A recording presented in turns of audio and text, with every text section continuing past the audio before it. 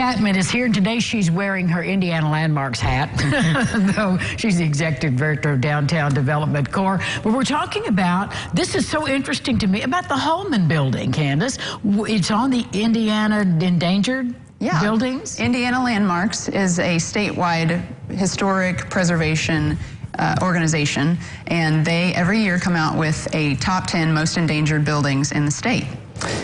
That's interesting. Now, how does one get on that notorious list? What happens? They take recommendations from board or people who are involved in Indiana Landmarks, and I happen to be very involved in downtown Evansville real estate. So they said, you know, do you have any problems in your downtown or in Evansville that we should talk about and know about? And so I brought to their attention the Holman Building. It's a beautiful Art Deco building in our downtown, very iconic for our downtown, and it has gone through some ownership changes and was up for auction, was bought by an out-of-town person just this spring, and then they turned around and put it up for sale almost immediately. So some water intrusion problems with a leaky roof, and the building has 2 tenants on the first floor, but other than that, building is completely empty. So you know how it happens when a building it sits and is empty, it just is going to go into decline. So when Indiana Landmarks heard that it was having some of those problems, they were like, I mean, the building is just too important for our state, for our city.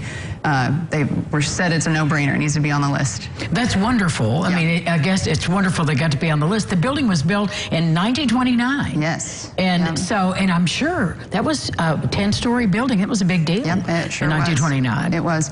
And Landmarks, this list I mean, it's not good to be on the top 10 most endangered, but it is a benefit because it does provide, Landmarks does advocacy, and bringing attention to a building that's this important can help with identifying a new buyer or for bringing attention to bringing funds to the project to help it. Landmarks has done this list since 1991. We've had 159 properties on the list, and of all those, only 20 have not been able to be saved. Was the Owen Block on that list? Because I think they were involved in that project. Wonderful reno of a great building. There was such a community effort around that they didn't need to end up putting it on that list, but it is that was another good Indiana Landmark story. Well, now that it's on there, where are we now? What do you want to see happen? Yeah, it has historically been an office building, so it could be preserved in that fashion. I think personally I would love to see it be some kind of boutique hotel or some kind of thing that would allow more than just the office users to go in it and enjoy it and see it. It's a beautiful building with a beautiful lobby that I'd love to see be more of a community asset.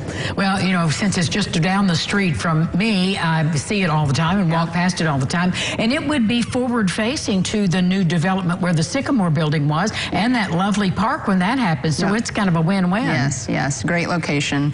And again, just a beautiful building.